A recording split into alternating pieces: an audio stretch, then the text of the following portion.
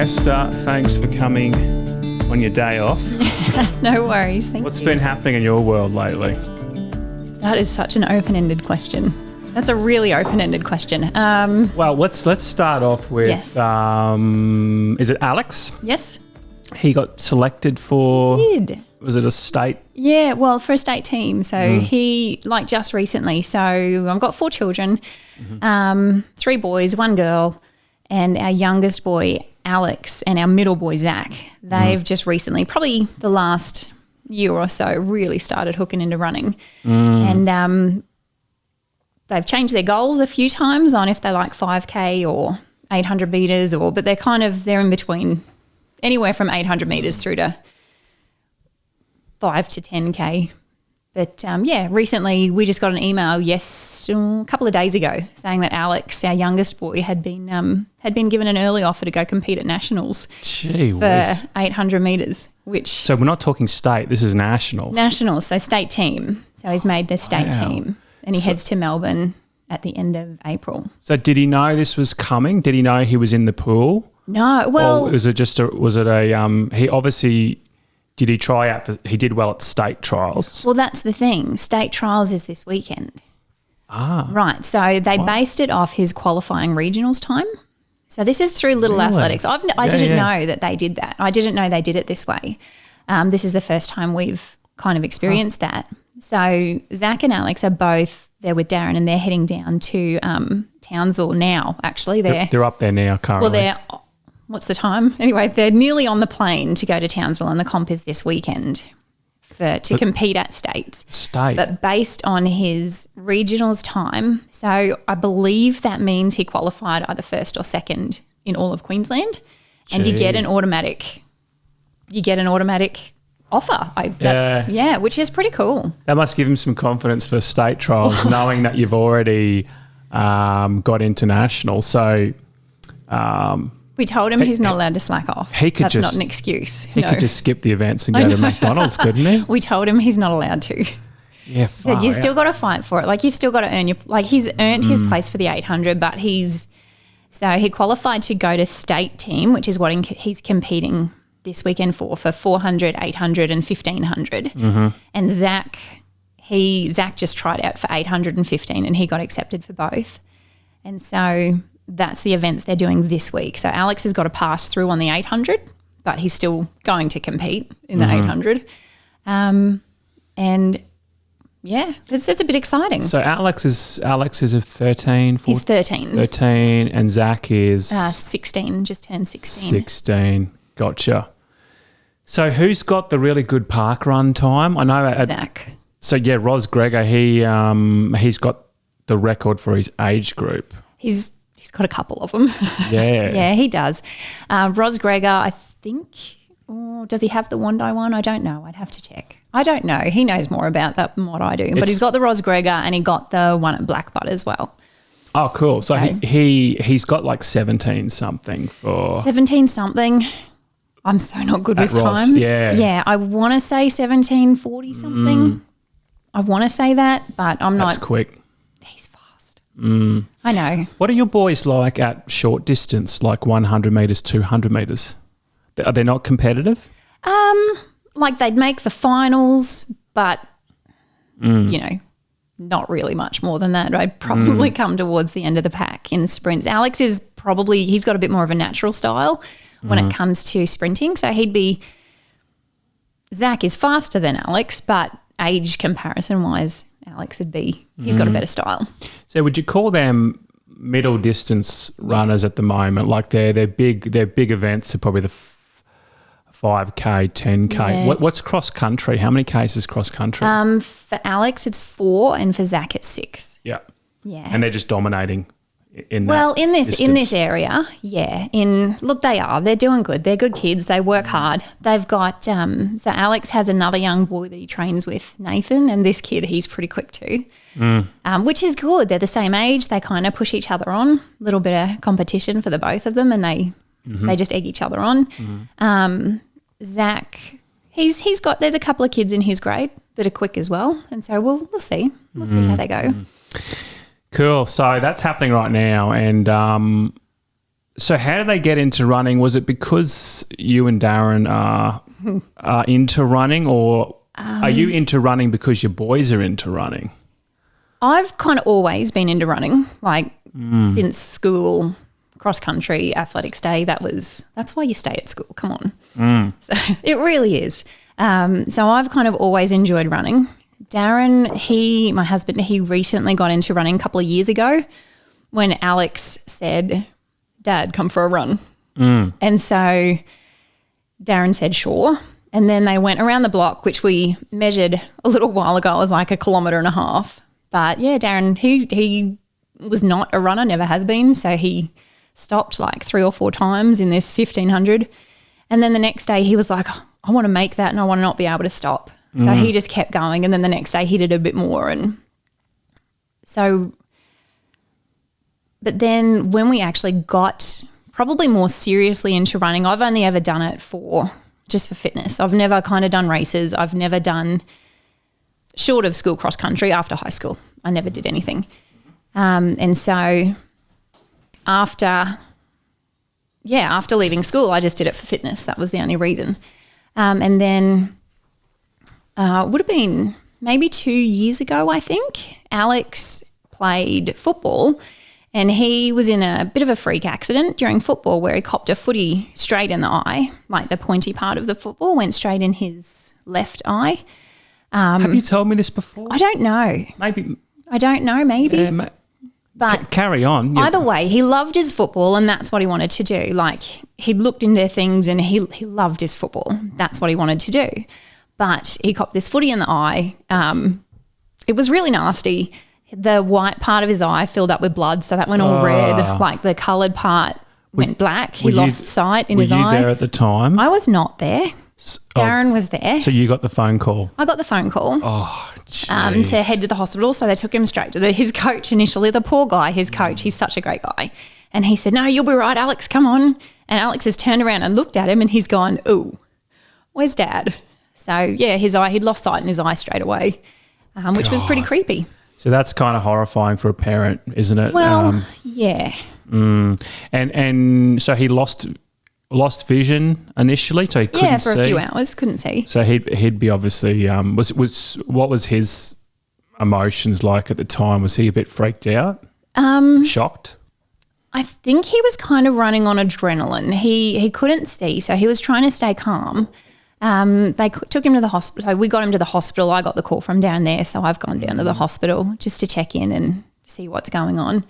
And then they chopped him down to Brisbane because they were worried about a lot of things. So this is serious at this point. Oh yeah. If you chop it down to Brisbane, we'll chop it down to Brisbane, which in hindsight he thought was really cool because so usually when you get chopped down you have to lie down, but because his was an eye injury and they wanted the blood to drain, he got to sit up. And it was right as Brisbane had been selected for the next Olympics, and we had the Story Bridge was all lit up in green and yellow, and so he was able to see all of that and he thought that was awesome. But it hurt, but it didn't hurt. So, and then I got to go in the chopper with him because Darren doesn't do heights. So I'm like, I'll go. But yeah, it was pretty scary.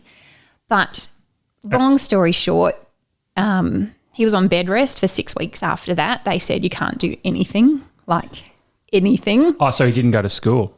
No. Yep. Couldn't go to school. He could study. So he could do all the teachers sent through his schoolwork online via emails, and he did his schoolwork online. But I got in trouble from the hospital staff when his bed was right next to the door, and I got in trouble from the hospital staff when I said, all right, Alex, come choose your lunch, when they'd bring the lunch tray in, but they'd stay at the door. So what was the reasoning behind staying in bed for 6 weeks? They were worried about retina detaching and they were worried about the eye rebleeding. And so if it rebleeds, it fills up with blood again. And the more blood, basically, the more it clots. And the more it clots, the more chance the clot has of catching the retina and pulling the retina off. So what actually happened to his eye during the injury? His retina detached? It didn't. I don't think it did.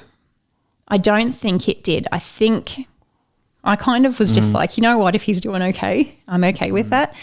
But that's the concern they had. So he lost vision because the blood filled up internally in his eye. Yeah. Gotcha. So there's no long-term damage? There's no loss of vision? Have you had like eye tests to see? Yeah, we've had eye tests since, but that's where running came into it. So we got clearance to go back and play football. I told him, just give it another 6 months and then we'll see. But then the doctors said, if you start getting flashes in your eye, pull out. And so we put him in an easy comp where the kids were more his same height and weight. But yeah, he played a game and copped a pretty decent hit, and then he came back, and that night he was getting flashes. So we said, like, sorry, dude, you're out. That's your footy career over. You're out. Yeah. But that's when he found running. So you've got to go on. You've got to find something else. And that was really cool to see him push through that. Like, that was a lot of resilience for him to do that. And, yeah, so Zach and Alex both they start training together, and he's had a really, really full-on experience through that, but he's been given something else through it, which is really cool. Dead Cow Gully is one of the most talked about events on the running calendar. 6.7 Ks each hour, every hour, until the last one is standing. We're located on a 1,600-acre working cattle property, and we've called this place home for about 150 years. We would love for you to come out and check out the action. But last year, we sold all the tickets in about 14 hours, so you need to get in quick to secure your spot. Tickets will go on sale this year at 6 p.m, September 25. Lock in this date, 6 p.m, September 25. You can register through our website, deadcowgully.com.au, or on our Facebook or Instagram page. Thank you. Yeah, so he, how long ago was this? About 2 years ago. 2 years ago? Yeah. Okay. And then he obviously had that, when you say he had a knock that first game he played back, are you talking like a head knock? Or like he did eye? a couple of tackles. No, nothing to the eye, just tackles. Just some kids will go in and they'll tackle hard. Yep. And he goes in and he tackles hard. Sure. But we also noticed that when he was going back into tackle, he wasn't going in as hard, so he's not bracing himself as well. And you've got to brace yourself well if you're going to take a tackle. So his heart wasn't in it anymore. Yeah, right. So was it hard for him giving up on the footy because all his mates would have been there, and was that sort of, I guess he's still pretty young. Yeah. I guess if you were older, it'd be like a real part of your identity. If you were like 16, 17 years old and you're playing for... He actually copped a bit of bullying when he dropped out. People called him at school, called him coward, and some really nasty things. You're kidding. Right. He actually had one of his... I don't know how much I should dob. We can edit, but one of his best mates at the time. Just no names, but yeah, go. Okay, yeah, I won't name. But he had a best mate at the time, and his best mate, he'd gone through a lot of bullying, and Alex had really stood by his side for a couple of years, and it was this particular kid who, he ended up turning around and really being quite nasty. Kids are nasty. Yeah, it was really, and that was hard on him. Like he's a pretty tough. He's a tough kid on the outside, but he takes a lot of things to heart. So having his friend, he just felt quite betrayed when it was this kid that he'd actually stood alongside for quite a few years who'd withstood some bullying, and Alex was on his team. And then, to have this particular kid turn around and be the one to start name calling and calling him a coward and calling him a sook and all of this sort of stuff. Yeah. It was pretty rough. It wasn't easy. Some of the nastiest behaviours in the schoolyard, like even kids from good families, they talk about the nature-nurture debate, but they just say the nastiest stuff, and it's sort of horrifying to hear it. But I don't know what's going on in that dynamic in the schoolyard, but it's just like, what would make him tough if he lost his eye? Would he have more credibility? I don't know. Would that be? Not. Let's not roll with it. He's not a coward then? Yeah. No, I don't know. And it was an injury that you couldn't see. Like you can't see it. His eyes still look the same. He came back. He looked the same. There was no... Yeah. Yeah. Stuff that you wouldn't risk it. No, not worth it. Not at 13. So he found running. That's how he found running. Yeah, right. And he obviously would have had a lot of cardio fitness from footy. Yeah.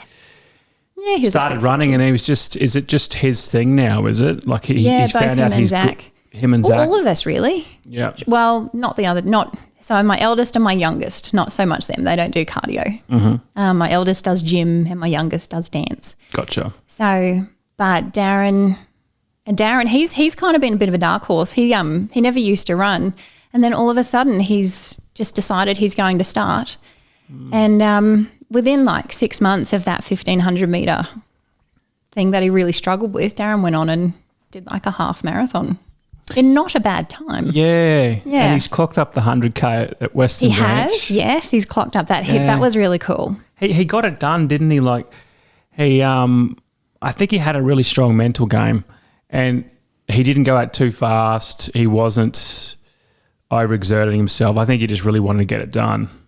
Yeah, and plenty of walking and running. Yeah, he. I think next time he wants to have those shoes and socks that doesn't matter if you get them wet, because I think that slowed him down a little bit. There was a few creek crossings, which would have been amazing.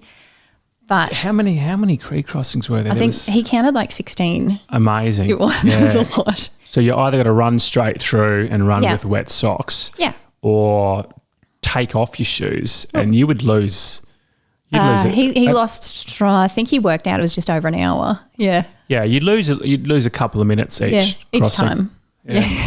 But look, that's the adventure, isn't it? That's part of it. That's what you go for. And you by far had the best aid station. So you were stationed up on Eastern Branch. Yes.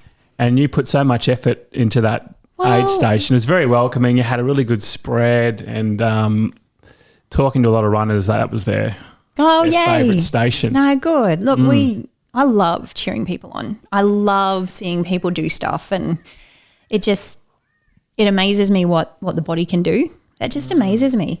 And so if I can help with an aid station, I'm in. And it was just a bonus. Like Jonah came and helped. So he's my eldest. He came and helped.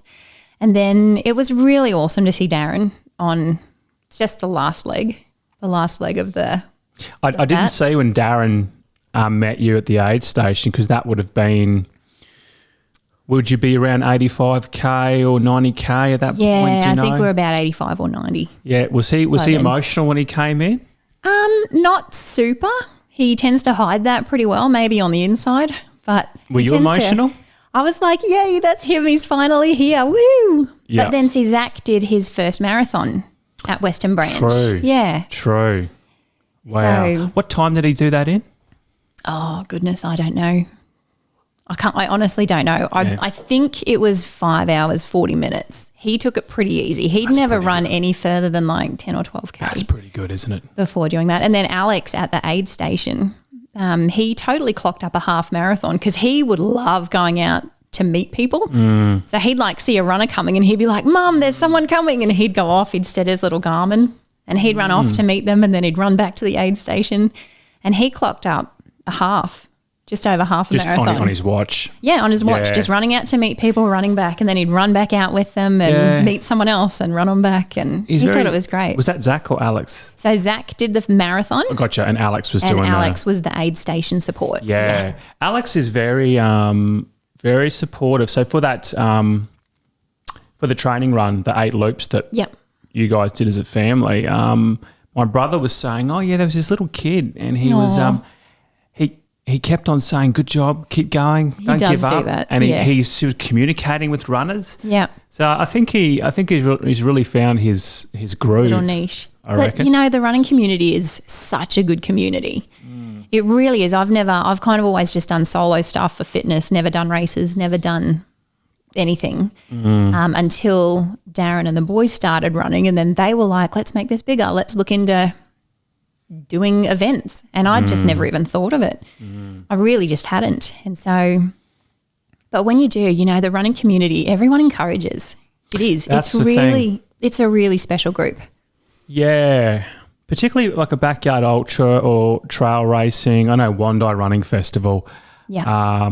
Sure, you've got competitive people who want to win it. Of course. But overall, but overall people are very they want the best for you, don't they? And it's they want to see you succeed. It's feel good. Yeah. It is, but even I did my first marathon with Wandai Running Festival. And even the guy who was coming first, I can't believe how quickly he went. But he's even coming back. He was like, good job, guys. Yeah. Yeah. And I'm like, awesome, thanks. I think so much behind you. That guy, he did like a sub 3, wasn't it? It was pretty fast. Yeah. It was pretty fast. Yeah. Far out. So, so I think I met you at Park Run with your family, Esther, and yeah, it's really good to see your family's a very fit family. You're into running, but you seem like a really solid, close-knit I hope so. unit, and like it's really good to see. And I think you and Darren must be setting the example for your kids, because they're all fairly active and doing things. Yeah, look, I hope so. I hope so. I would like a close-knit family. I would like that. And I think you've just got to try and find the different ways you can bond with your kids and work on that. I guess I'm pretty lucky in that 2 of them like running and I do too. So that said, I've had to change my running to kind of work around their running, because they're not, like Zach's 16 now, so he has done a few sessions on his own, but it's just nicer to do it with other people. So I kind of used to go out and do 10 or 12 in the morning, and but then when they really started getting into running and they had sessions they had to do, you've got to change it. So I've started doing hills with them and sprints with them, and I'm so slow. So what if Zach or Alex came up to you and said, listen, I really don't like running anymore. Like, I've given it a go. I know I'm good at it. Yep. But I just don't feel like doing this. If you think about state trials and national trials, what if they say something like, look, Mum, this is too much pressure. I feel really nervous, really anxious before events.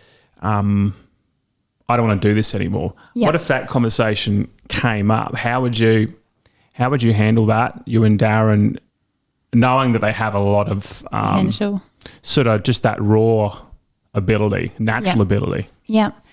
Yeah, look, that's a good question. We try and keep the conversation open a lot. So we have not that conversation, but we have conversations throughout quite a lot. So we noticed probably about 4 to 6 weeks ago, we noticed one of them was just getting really tired. Their times weren't what they could be. And we just sort of said to him, like, what's going on? Are you doing okay? Is it too much? And we just try and keep that open dialogue so they can talk to us about it. We ended up with this one, we ended up pulling back his sessions. So what had happened was, when they started training, they do a long run 1 day a week, they do hills 1 day a week, and then they do 2 training sessions.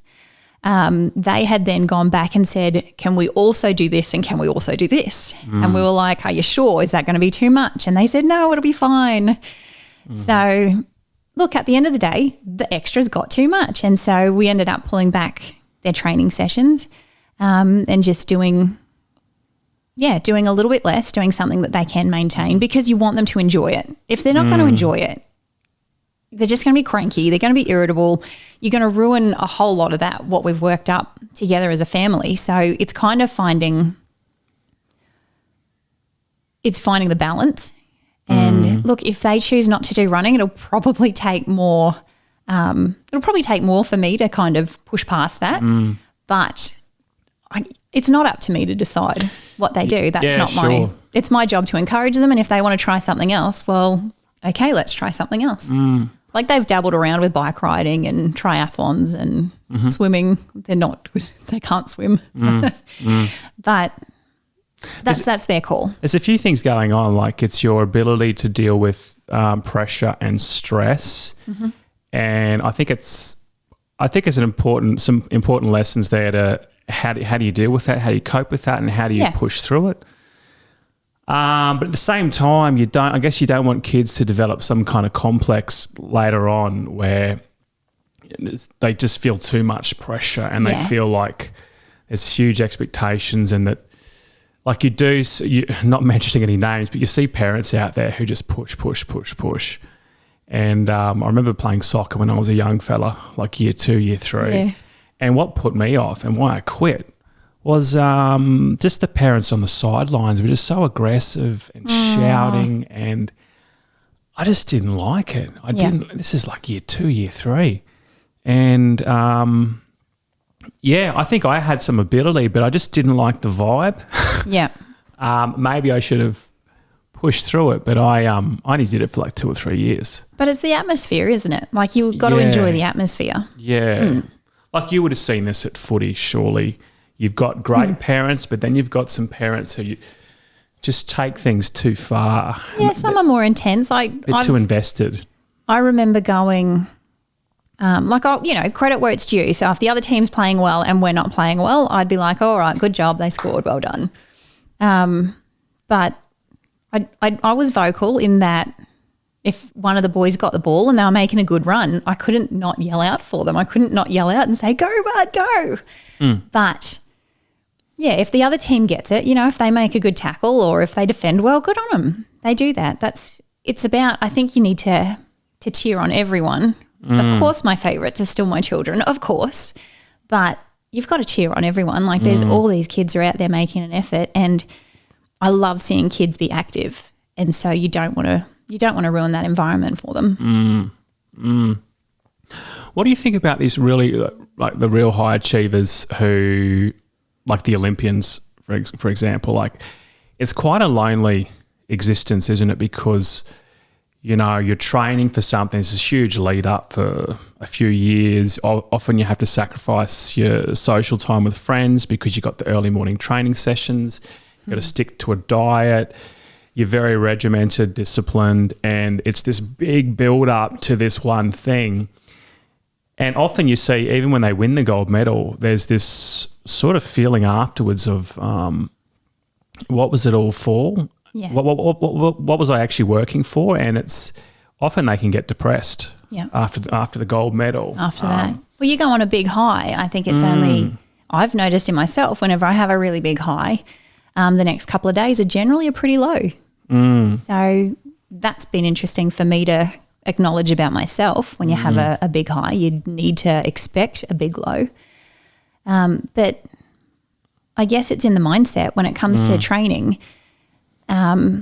Certainly there are people who would say that what my children are doing is too much, but maybe that's because it would be too much for their kids. That came out wrong. I don't mean that in a, like their kids have different interests. And so they might do, it's working out what works for you as an individual. And then working through that. I've had people say that I do too much running and I'm not, I've had not well-meaning criticism from friends who are not as active, saying that, I'm being too active. And I get that because, it does take you away from your family, but it also helps. That's my mental headspace. When I go out for a run, that's my time to debrief, to just get some thoughts out and to just de-stress a bit. And running and moving makes me a better mum, makes me a better person. I did have a friend who she was very well-meaning and she just said, I'm really worried that, that you're doing too much and whatever else. But see, she has a different outlet. So she has a different outlet. And so my outlet is this, hers is that. And if I was doing what her outlet was, that's too much for me. That wouldn't work for me. So this works for me and it works for our family. Do you know Harrison Wheel? Do you know Harrison Wheel from Nanango? He would have finished year 12 last year. I'm going to get him on the podcast. Did he play for Stags? No, athletics. He won I think a high jump. No, sorry. Long jump. Yeah, he was nationals for long jump, wasn't he? Nationals. And does he do discus as well? I think probably does hurdles. He does hurdles. Yeah. I don't know him personally, but I know who you mean. Yeah. I think his two best events would be triple jump and long jump, I think. Yes. Yeah, I know who you mean. Yeah. Now, it's really interesting because I used to teach him a few years ago when he was sort of year 8, year 9, year 10. Excuse me. And I've just noticed a huge change in Harry. It's obviously he's growing up as well, but he had some success with his long jump. So he went to state titles and he went to national. And there's just a massive change in the way he carries himself. He's got confidence. He's got self-belief. And, you know, back at school, he's obviously younger, but, you know, he didn't have much direction, and I think he lacked a bit of that self-belief and confidence. But I think what it comes down to is it's his ability to cope with pressure cooker situations, or how to perform in pressure cooker situations and how to deal with stress. Yeah. Because I know a lot of people don't want to deal with that. Just having that on your shoulders, people run the other way. But if you can somehow perform in these situations, you know, he mightn't be a professional long jumper. He could be, but this has to filter. He's going well. He's going really He's going well, yeah. And if he wants to do that, that's great. But I just think what he's learnt from that experience has to filter into other areas of his life. Yeah. It has to be a good thing, right? I think it gives you, for me, when I was at school, that was part of my identity. Like, that was being fit, being healthy and loving sport. That was part of who I was. And that when you find something that you enjoy, it becomes part of who you are. And it does give you more confidence because you're slowly discovering little bits about yourself that you can be proud of. Did you, at athletics day and stuff, I know I used to get sick in the stomach. Oh, really? I used to get nervous. I used to hate it. I loved it. We can't be friends anymore. Lining up for the 100 metres, you know how you have the younger age groups and you're slowly moving up. Yeah, and you're watching them. The gun goes off, bang, they run, and then you're slowly moving up. You're only 4 places away, you're 3 places out. And I would just feel, and you've got the whole crowd there at the finish line, I feel sick in the stomach. And I have this strange thing where if I was winning an event or I thought I could have a chance of success, I would almost deliberately hold myself back. I had a fear of... You would have been quick. I can see you being quick. Oh, not really. No? Not really, but I don't know what it was. I think some people thrive in that. Other people... I still have memories of, oh, God, that was... I hated it. It was 10 years ago. It wouldn't have been long.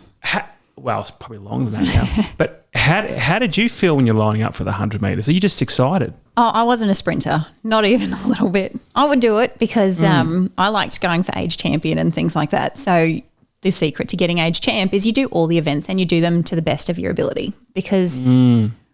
When I was at school, that's where that's where age champ was won. And I liked it. I was like, I'm competitive. I hope not in a bad way. I wouldn't cheer if someone else fell over, but you know, you want what's best for yourself. So I would do the 100, but I was so not a sprinter. That was not my game. I was field events. And so what were your feelings? Were you just excited? Did you ever get nervous or anxious? I got excited. Yeah, I got excited. And would you usually perform well in those situations or would you perform better in practice? Because no, comp. Comp, no, really? I'd perform better in comp, your best self would come out in comps. Yeah, right. Yeah, but see, we never had training back then, or I don't know, maybe there was that, but I never had access to it. So my events were more high jump and javelin. They were probably my 2 favourites. But, and you know, I'd run 800 metres. I really liked cross country, but I think I only liked cross country because not many people like it. No. Not many people do. So many people, right, because you go out too fast. You've got to go slower. You go slower than you think you should, and then you can maintain that pace. Whereas if you go out at a sprint, you can't maintain a sprint for... Actually, I was better at the 800 metres, I remember. Yeah. 100 metres, not too good, but 800 I'd feel a lot better about, and because it's more about strategy. Yeah. You're deliberately holding yourself back. That was my least favourite was 800. I'm like, do you run it fast? Do you run it slow? How do you do this stupid race? And I could never crack 3 minutes. I could never crack. It was so annoying. I think I got to 3:02 for the 800, so I was not quick. But I just remember hating it because that was the one that I was like, oh, I'll just do it for the points. But yeah. No, field events were my things. Field events, that was better. So Esther, we've talked about your family. What I also want to talk about the line of work you're in because I think there's some crossovers with what I do. But let's talk about your own running. You clocked up your first ultra at the training run we had here. Yeah, I guess it would have been. Because you did 8 loops, which was 53 or 54K. Yeah, that's a long way. That was you, Darren, and Zach and Alex. Zach had some foot issues, yeah, he had by some, memory. I think, was it loop 6 or loop 7? I think he pulled out. I can't remember. Which is smart because you don't want to get injured. But what was really cool, was this Father's Day or was this? It was Father's Day, yeah. Father's and that Day. was the only reason I did it because I remember hearing about Dead Cow and going, hats off to all of you guys, but why would you?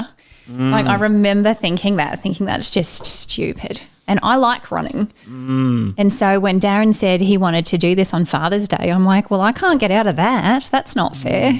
But I liked it. This is the alternative course too. So this is out and back on Welsh On the road, yeah. And you helped us set up. You and your family helped us set up. Yeah. You put in a day or two and pretty much got flooded out. It did.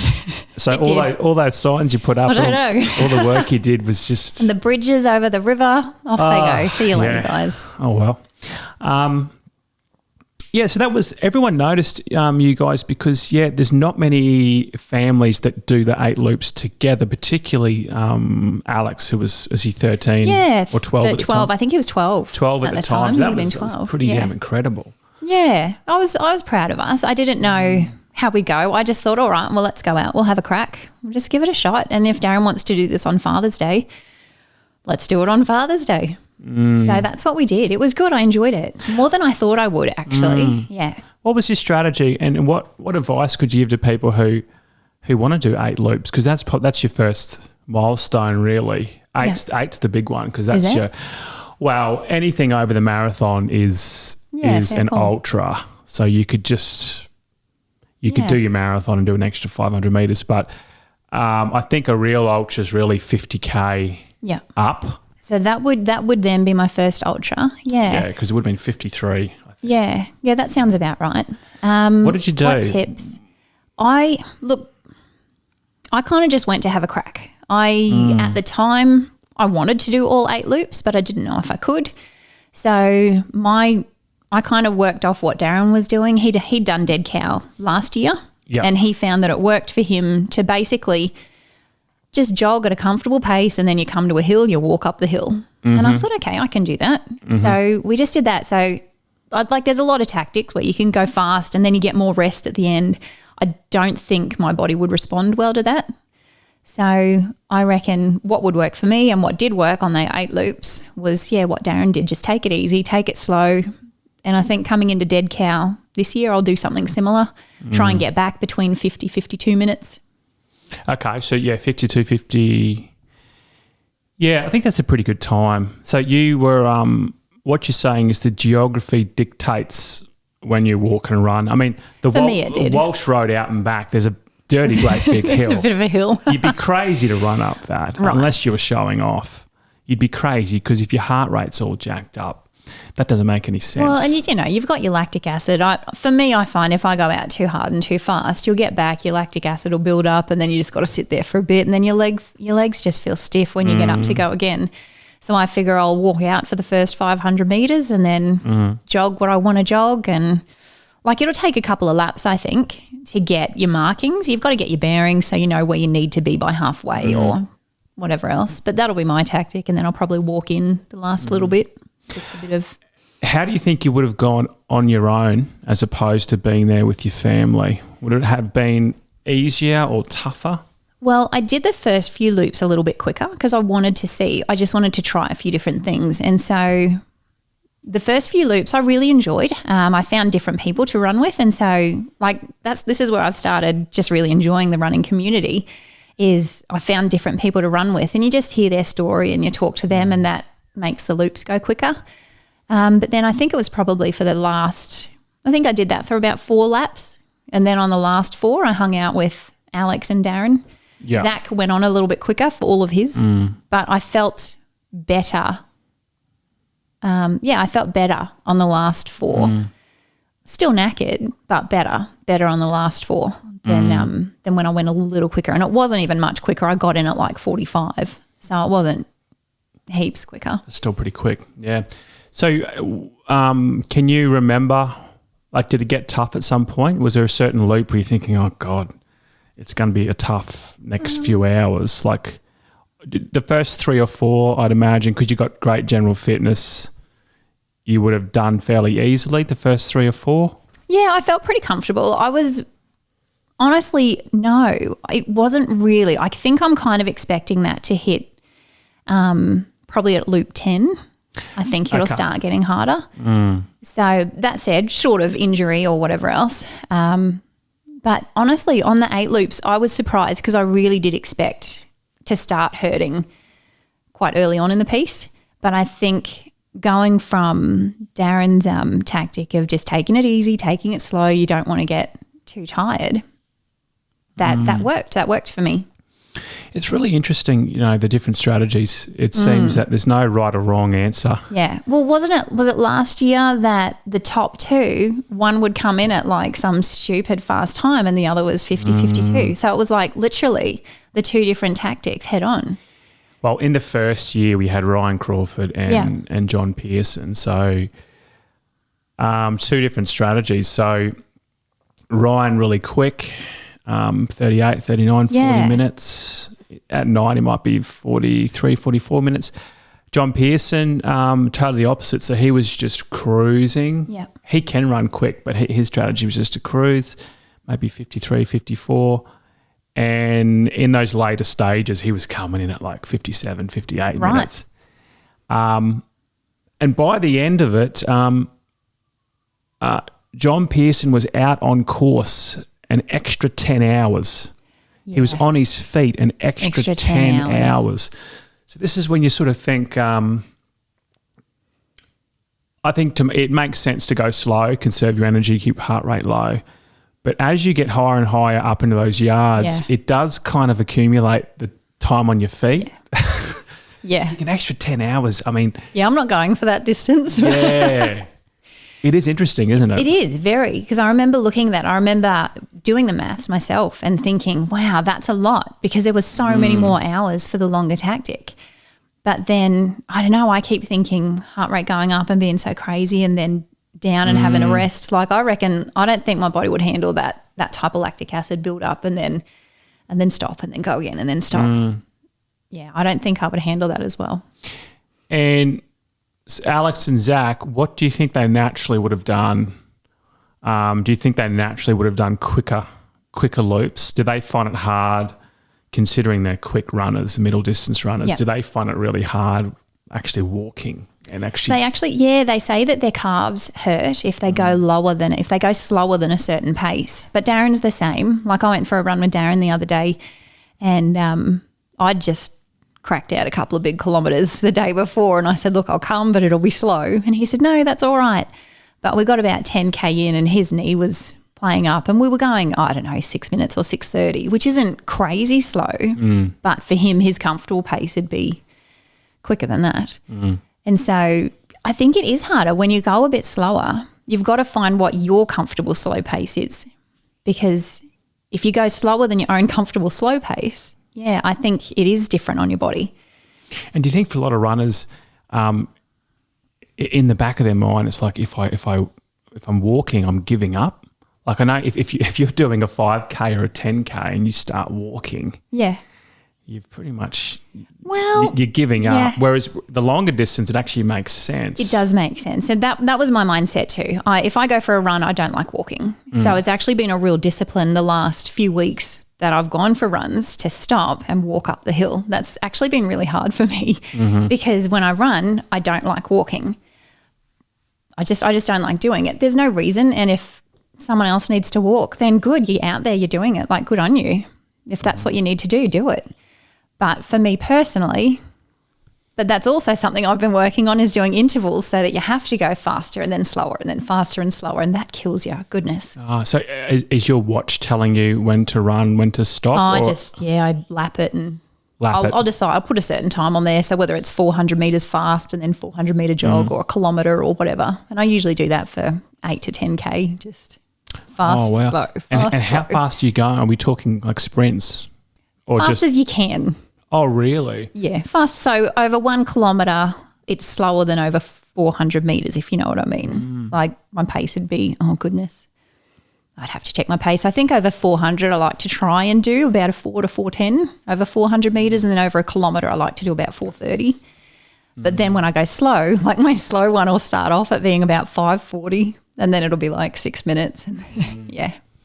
They say that's what really improves your VO2 max, doing that type of training. Yes, I've heard of that. I'm looking into that. Yeah. Once you look into it, it like people think, how do I improve my VO2 max? And it seems like speed work is the way to go. And it really helps the long distance runners too by doing that short stuff. Yeah. Yeah, I don't like speed work, but I've had to start doing it now that the boys are doing it. I remember I did 1 kilometre intervals with Zach one time, and he'd finished all of his and I still had one to go because I'm that much slower. But basically in these 1K intervals, you run fast as you can for a kilometre, and we just did it around the park because it's pretty well spot on 1K. And I still had one to go. And, he'd finished and he says to me, I said, all right, bud, well, stretch it out and I'll just finish my one. And he's gone, no, I'll do it with you. I said, darling, you've just done all of yours. And he's like, well, I need to cool down. Oh, yeah, good. So my hightailing it is his just, come on, Mum, good job. His little cool down. Crazy. I'm getting tired. They should be faster than me though. I keep reminding myself that. They should be faster than me. Little troopers. Hey, let's take a 5-minute break and we'll come back. On June 17 at Dead Cow Gully, we are hosting the Australia Backyard Masters. This event will be simply epic. We have signed up the best backyard runners in this country. Plus, we have the ultra running legend Harvey Lewis flying over from the US. We also have the NZ7, which is a team of elite Kiwi runners who want to take on the Aussies. This will be a showdown for the ages, but we need your help. Most of the interstate and overseas runners don't have crew or any equipment. They're literally jumping on the plane and turning up to the event. So if you can help us out with some equipment like a marquee or a chair, or if you could volunteer as crew, we would love to hear from you. Can you please get in contact if you can help out? Just send me a message on 0439 666 079. We would really love your help and they would be forever grateful. Thank you. Rightio, Esther, we are back. We have freshly made teas. Freshly made tea. Didn't have the sugar or the honey for you. I apologise. I may or may not have it all. Or maybe I'll acquire a new taste. So we talked about running. Let's switch gears. I'd like to know about your work because it's pretty interesting. I don't really know a whole lot about what you do. Okay. You want to just give me a bit of a rundown? I can give you a rundown. Well, I have 2 jobs. So first job is probably not the one you're looking at. The first job I do is more recently. Just remove the mic slightly that way. Yep. Just that way. Beautiful. And just turn it around. Yep. Beautiful. Awesome. Happy days. No, I'll go into my second job. So, well, the one that I love both my jobs, but the one that's really got my heart is a place called EVA'S Place. So EVA, EVA, EVA'S Place. And it's a pregnancy and early parenting support centre. So it basically, we support women and families in challenging and unplanned pregnancies. In a nutshell, that's what we do, and that goes off on a lot of different trails. Is this a nationwide thing or just in Kingaroy? So it started in Toowoomba 10 years ago. 10 years ago this year, Toowoomba opened an EVA'S Place there. There are pregnancy support centres over the country, not a whole lot. They're not a huge thing. It's just something that kind of flies under the radar, I found. And EVA'S Place, so they started in Toowoomba 10 years ago and then opened a centre in Dalby. One of their volunteers would drive over from Dalby every week to volunteer over there, and at the end of the day, there was a couple of years in, she said, can we just open one in Dalby? And so they said, sure. And then, I heard about them. Darren and I we lived in America for a couple of years. I really want to talk about that. Yeah. Well, that's kind of where all of this sort of started. Yeah. So, but yeah, we went over to America and lived over there for a couple of years. I loved it. I loved the experience. But it was over there that I volunteered in a centre over there, heard about it and just loved it, and came back and supporting women and families. Like I want to do that. I love strong families because I don't know, you can just strengthen a community by strengthening a family. By strengthening one person, you can start with one person and move on to the family, and then that overflows into the community. And like, don't we want that? It's like, what holds society together is, strong families, right? And a lot of our issues in society are from families that, breakdowns in families. So, I think it has to come from the relationship between the two partners. Yeah.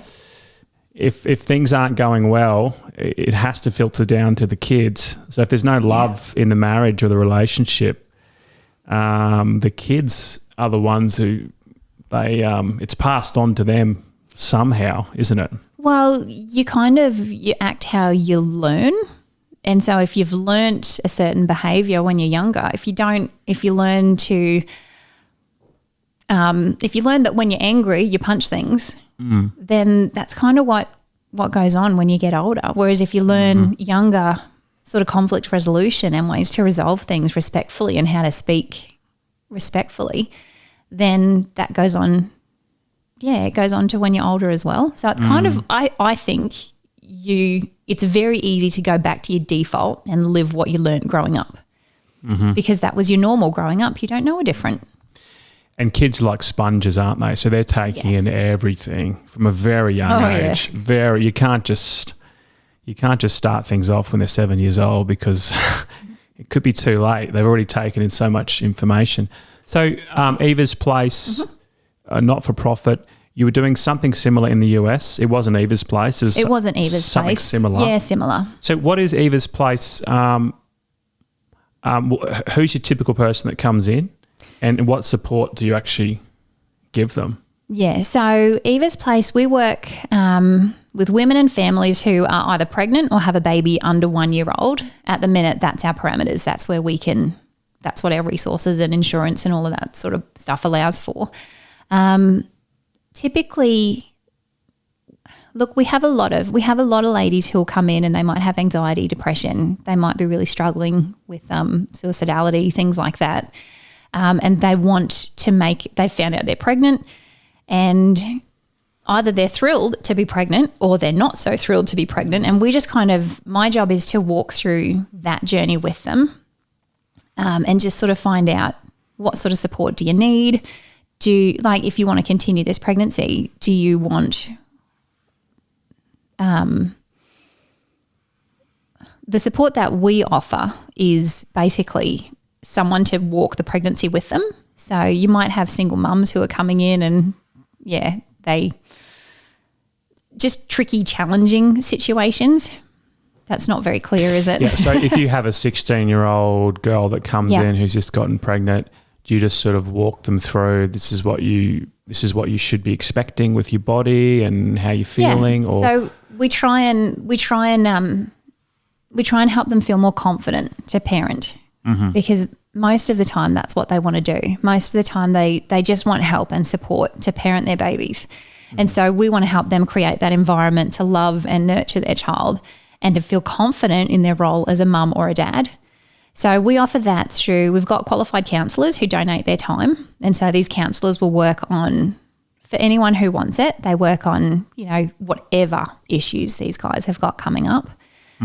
So whether it be depression or anxiety, whether it's DV related, whether it's so much stuff like grief, loss, we work through a lot of things with them.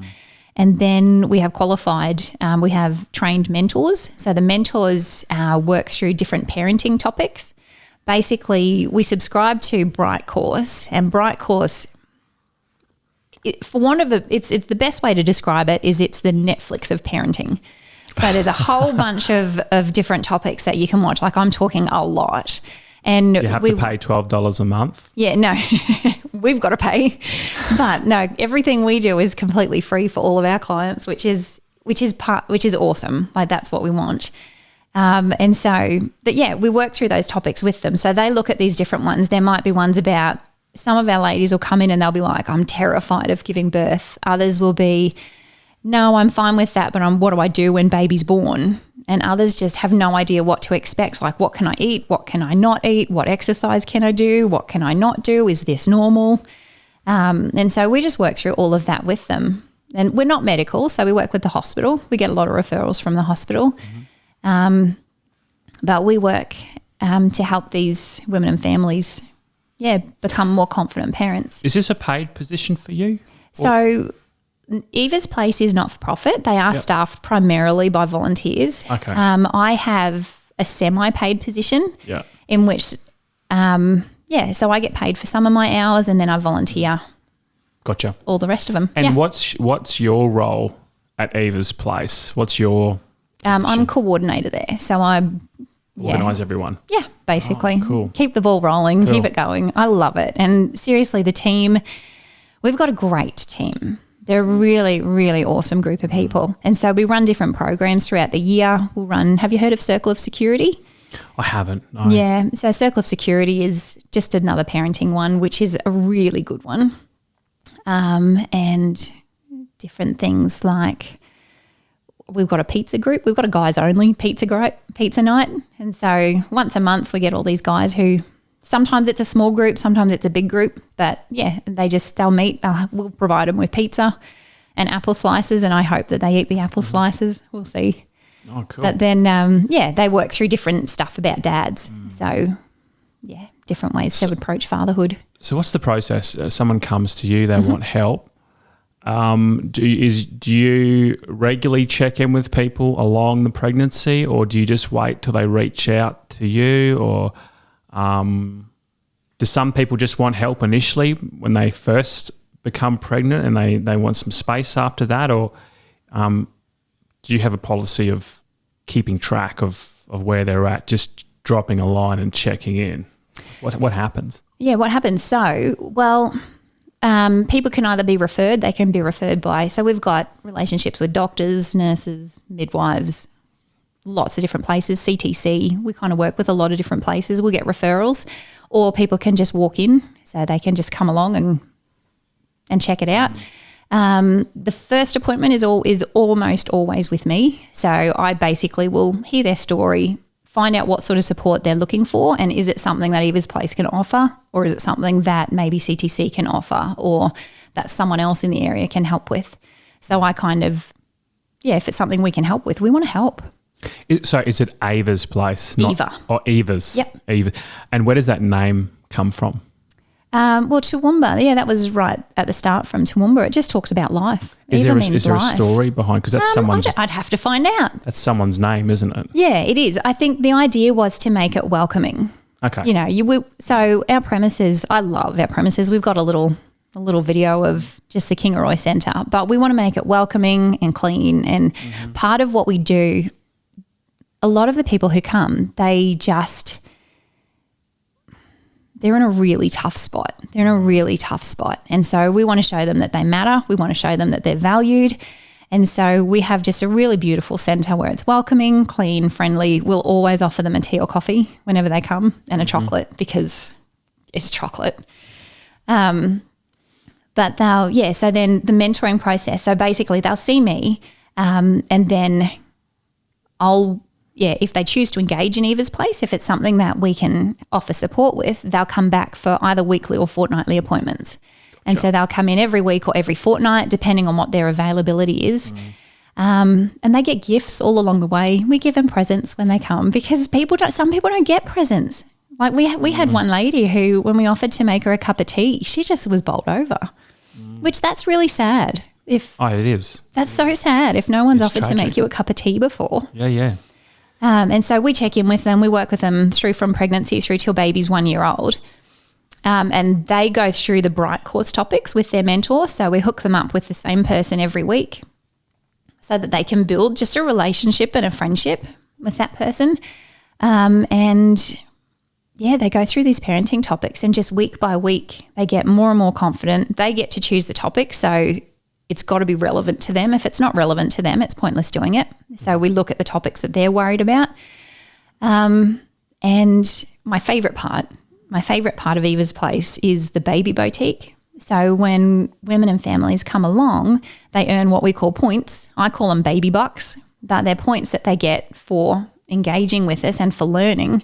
And then they exchange those points in our baby boutique, which has like cots and prams and nappies and wipes and just all the things that because babies are expensive. Oh, they're little, but they're so expensive. Particularly in the Western world, for Right. sure. Particularly when it comes to schooling, and if you ever go to a private school, it's just insane. Yeah. Hey, just for people listening, where are you located exactly, and how do people get in touch with you? Yeah, we're down on Pound Street in Kingaroy.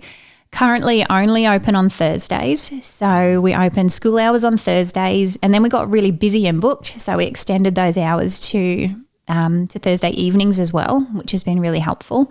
We're right now in the process. We're so close to opening Wednesdays as well. We've just got the team, and I'm in the process of training this new team. And then we'll open Wednesdays too, which will be awesome. Cool. It is good. We've been so booked. We had a wait list of quite a few people for a time, and I'm like, we've got to do something, guys. Awesome. So it's obviously very successful. So is the best way to contact through the website or through social media? What's the best way of sort of? Yeah, website, social media. If you go down past Pound Street, there's a number on the front. Otherwise, yeah, we've got a Facebook page. Cool. We've got a website. Go check it out. Cool. It's very client orientated, but there's all details on there, and you can you've got the live chat that you can click and talk with someone. So what have you learned about? What are some things you can take away from your experience at Eva's Place? Like, what have you learned about our society in general? What have you learned about people as individuals with their own expectations, insecurities, and all that type of thing? What have you? Are there a few key takeaway messages from what you've learned? Oh, that's a good question. I would say that my expectations, I can't put my expectations on other people. That's a huge lesson, and I think we all tend to do that to a point. You can't put your own expectations on other people, but you can encourage, and people really respond well to being encouraged. Just having someone just sort of believe in you and say you can do this, and just having someone do it with you is so powerful. Just a little bit of encouragement. Even just a little bit. A little bit. Even just a little bit. But just having someone say, you can do this, you're doing a great job. Like, and find the good things. So even if there are things that, we all look at parents, like there's always times when you go to the shops and there are kids who are running crazy. My kids have been in that position many times, but there's always something that as a parent, there's got to be something that you're doing well. And it's just finding that thing that you're doing well and encouraging them in that, but then learning how to speak so your kids will listen, and how to listen so your kids will speak, if that even makes sense. But it's just learning to tune into your kids and just enjoy being a parent. Just enjoy it. Like, kids are a gift. They really are. And yeah, they're difficult. Yeah, it's hard, but boy, you get stronger for it. So you've got to approach this. You've got to try not to be judgmental. Absolutely can't be judgmental. Can't be judgmental. Nope.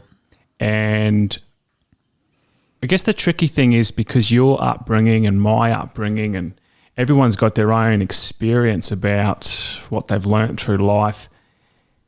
And if you try to apply that to other people's lives, it's sort of they're living a completely different reality to what you are, and you can't. It's tricky because you're the only one who's experiencing life. You can guess what other people are thinking, but it's weird, isn't it? Like, I don't know what's running through your head or someone else's head. And and we're applying our own upbringing and our own lived experience to other people, and often you can say, come on. Yeah, how is that not normal for you? Just get off your ass and right. Just deal with life like the rest of us. Stop complaining. So how do you? It must be hard not. How do I put this politely? I mean, just not to be judgmental. Do you think there's just is it bad parenting, or is it just not knowing how to parent? Is there such a thing as good and bad parenting? I mean, what? Oh, look, I believe that it is a fine line. I believe there is such a thing as good and bad parenting, but it's about the heart as well. And what did you say just before? There was something that you just said, and I'm like, that's it. It's Is it your own lived experience? Or? Yeah, and they don't know better. That's something that really that was really maybe not hard for me to wrap my head around, but you're right. Like, I've had quite a privileged upbringing. My parents were, like, they're still married. Not many people even have that now, to have parents who are still together. Yeah. And so I guess my upbringing was like, they taught me right from wrong. And then they enforced it. So it's a certain value system. Yeah, they had their values and morals, and they were really deliberate in instilling them. But a lot of the time, like a lot of the clients that I see, their stories are awful. They're heartbreaking. And so you've kind of got to look at where they've come from. Like, I might be, I don't know, relatively balanced and whatever else. But man, some of these guys have come so far.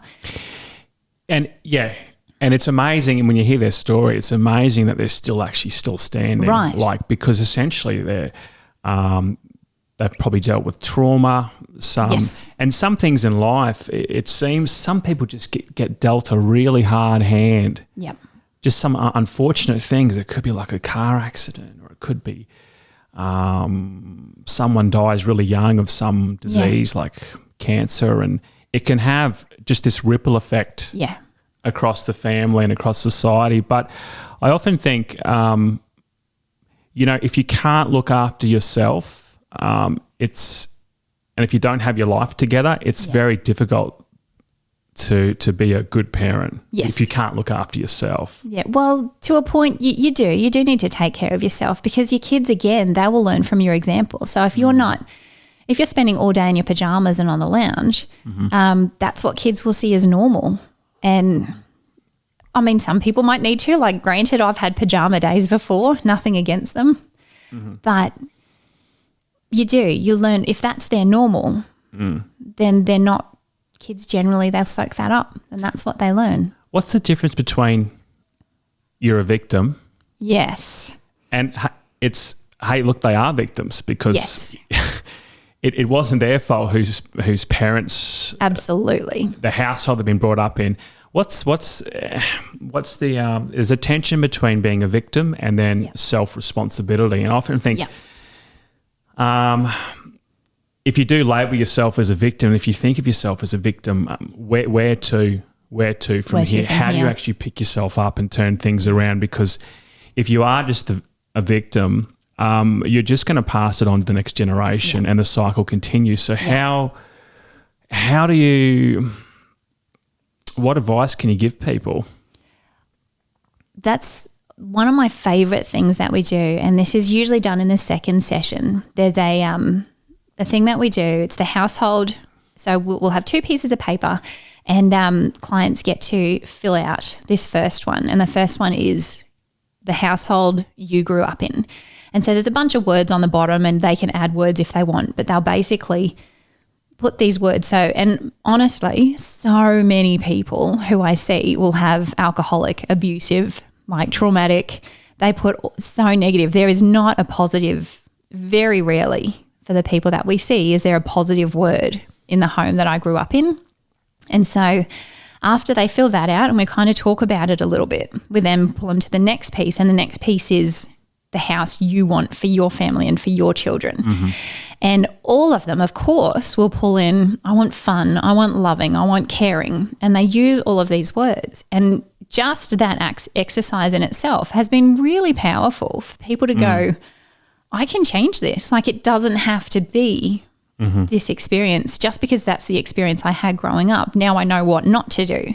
And once they can kind of shift their mindset from, yes, they absolutely were a victim and that was not okay, their experience that they had.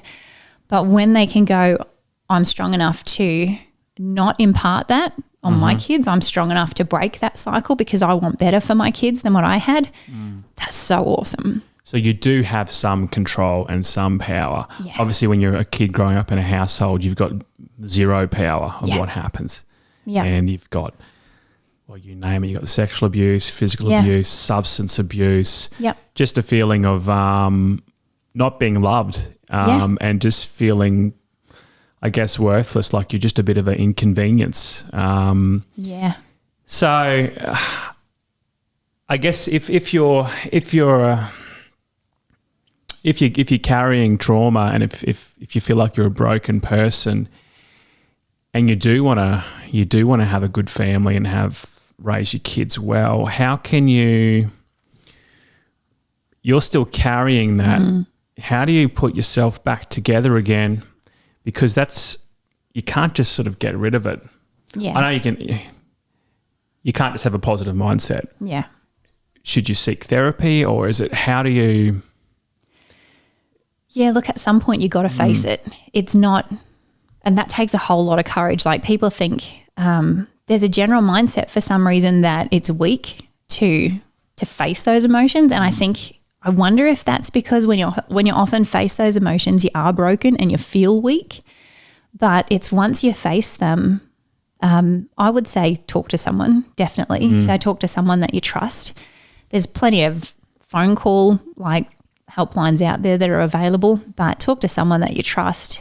And then and you can kind of work from there, because some people, like some of the people that I've spoken with, they're like, no, I got grassed when I went to see a counsellor as a kid. Like the counsellor told me I was making it up and they just didn't believe, just stuff like that. So there's a lot of stuff that goes on, but definitely talk to someone. And at some point you got to face it, because it's once you face it, that's where you kind of bloom and you get strength from facing that, because you think, I never thought I could do that. And then when you do, it's kind of not as taboo anymore. It doesn't have the same hold on you as what it did when you were hiding it, for want of a better word. Yeah. It takes a lot of courage. There is no weakness. So dealing with the problem directly. Out. So you know you're pretty messed up, and there's something that you just keep pushing off to the side. But how do they deal with it? Is it actual therapy, or is it what? How do you face it? How do you face it? I guess it depends on what you're working through. But yeah, that is part of the battle, is figuring out what works for me. Like there's a lot of different tactics. I haven't experienced extreme amounts of trauma. I haven't done that. I've spoken to a lot of people who have, and they've all the ones who I've spoken to who have pushed through it, they have kind of pushed it off to the side until it really just hits them and they've just got no choice but to go and do something. But it's finding what works for you. And usually, I mean, you can go to your doctor and you can get a healthcare plan for a certain amount of time. That'll often include talking to someone, and they can kind of point you in the right direction. Because I hear a lot of stories in what I do, I've got a counsellor who I see, and she helps me work through, because some of the things you hear are pretty devastating. I was going to ask you that, Esther. Like, how do you protect yourself? Because, you know, when you watch a horror movie, I hate horror movies. I hate horror movies. I'm not a fan of them. I don't like being scared, but some people do like it. But at the end of the day, it's like, well, it's entertainment, and you know it's not real. Yeah. When you're listening to a horror story from a person, right, and it's real, it's like how do you? I guess they call it, maybe, is it secondhand trauma? Yeah, because it's sort of, people tell you something, you're obviously not going to experience the trauma they've been through, they've lived through it, but do you find it sort of rubs off on you in a way? Like, how do you've had a really, really good upbringing, and all of a sudden you're exposed to a whole other world. Yeah. Yes. And you're thinking, holy hell. Right. What can have I opened here? How do you how do you protect yourself? Or is it just like, do you have attitude that you just you respect your own parents so much more, and you respect what you've got for your own family? You appreciate every day. Yeah, I do. I definitely have gone back and thanked my parents for just the morals and values and the way that they raised me, even though at the time it was unfair and their rules were stupid. But look, for me, so I talk to someone usually once a month, once every 4 to 6 weeks. I'll talk with someone and we'll debrief and check in. I have a faith as well. My faith really helps me through that. So I find that when other people are struggling and I hear just these terrible stories, like there's nothing I can do other than offer the support that we are able to support. But for myself, I will often pray for them just in my own time, and you know what, some people don't, that doesn't resonate with some people and that wouldn't work for some people. But for me, I just feel like I'm handing it over to someone who has bigger hands than I do and broader shoulders. And so that helps me. But it's finding, I went through a stage of journaling. You find what works for you. And then there are definitely days where I'm like, I just got to put my shoes on and go for a run, and I've definitely run before imagining just all of this rubbish falling out of the back of my head because there's a lot. Yeah, there's a lot, and your heart hurts for people. Yeah. Is it best when someone's telling you something really heavy, do you try to put up some kind of I'm not sure if coldness is the right idea, but do you try to just... Like a wall. Like a do you just try wall. not to... Yeah. You're listening, but you're not actually internalizing it. It's like you just... there's some kind of barrier between you and them. There's like a screen or something. Yeah, like a protection. Yeah. I know when I was working in remote communities for a few years in WA, like a lot of things I didn't want to know about. I didn't want to go down that road because I knew if I found out the information, it would affect me. So when something was about to come up, I'd usually just refer it to child safety or someone else. You knew kind of what was going on, but yeah, I often coined it, in these remote communities, I had a front row seat to human tragedy, a front row seat. And yeah, there is secondhand trauma. Again, it's not to downplay the original trauma, the lived trauma, but just hearing it, it's like, oh God, it's this whole other, this world which you kind of know exists, but once you're kind of in denial. Once you dive into it, it's like, God, maybe it was best I didn't actually know about it. Ignorance is bliss. Yeah. Ignorance is true. bliss in a way. Very true. But let's switch things up. Okay, awesome. America. Yes, America. That was an experience. Why did you go? What did you do? Okay, so we went, before Darren and I met and got married, he used to race leader sprint cars. So they're those little winged things that go around the track like 1,000 times. He used to race them. That was a deal breaker for me, by the way. I was like, dude, I hate racing. It's not my thing. Say again. It's not car racing, but it's... No, so litre sprint cars. So, when you go to the showgrounds, how we've got the... they had them just the other night at the showgrounds. Speedway. The Speedway cars. I'm so not a Speedway person. Yeah, I don't really go much, no. But Darren loves it. And so he used to race that. He was quite good. And that was kind of him and his family. That's what they would do. So just doing loops of a track. Right. So boring. Like you can't even tell who's winning. I don't even know how to tell who's winning, but they loved it and that was good. And then he gave it up before we met.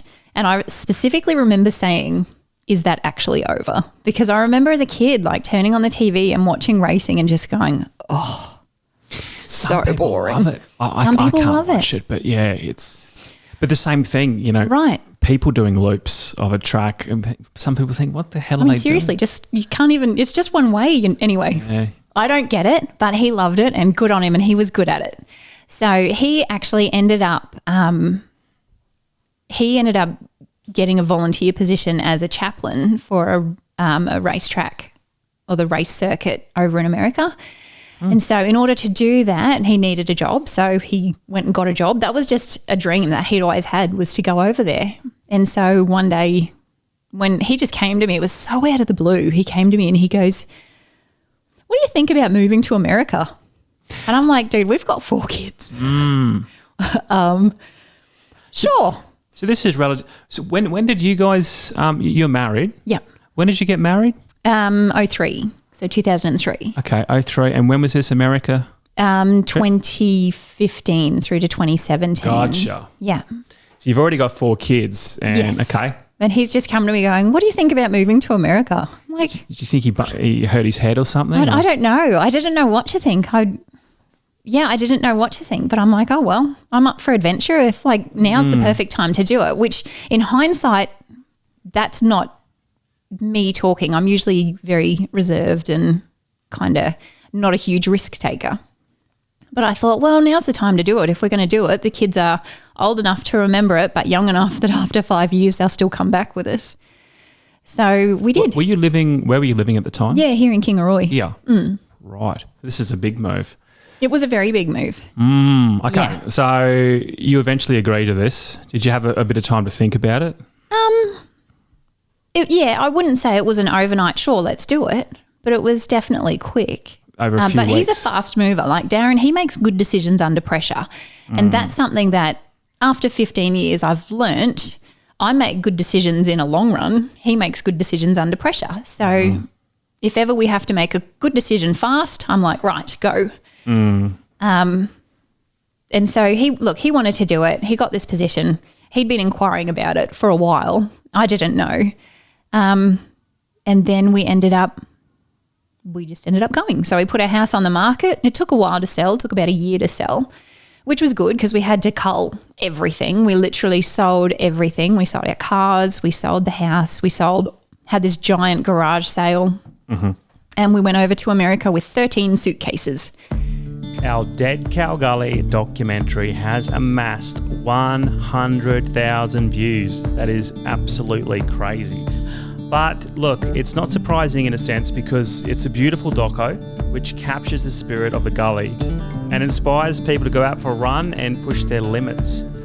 While we love putting out that content, it does cost us some money. We think it's worth the expense, but you can actually help us out. All you have to do is subscribe to our YouTube channel. It's just one click and it's free, so there is no cost. If we can get more subscribers to our channel, we can monetize and get paid through YouTube advertisements. This will help us pay for future podcasts and documentaries. So please hit that subscribe button. Thank you so much. So what did your friends and family think about this? Would they be thinking, they're kind of going through a midlife crisis here? Are they just packing up everything? Yeah, I actually think that was thrown out there. What's going on here? Right, because Darren was he was actually turning 40, and I've heard that the midlife thing starts at about 40. Yeah. So I'm kind of waiting for mine. But so we'll see what happens there. But I think that was thrown out there. But at the same time, my sister and her husband, they'd actually moved over to China to work in an orphanage over there, and it's quite devastating, some of the things that happen over in China. That's podcast number 2. Yeah, that is. It's a tough one.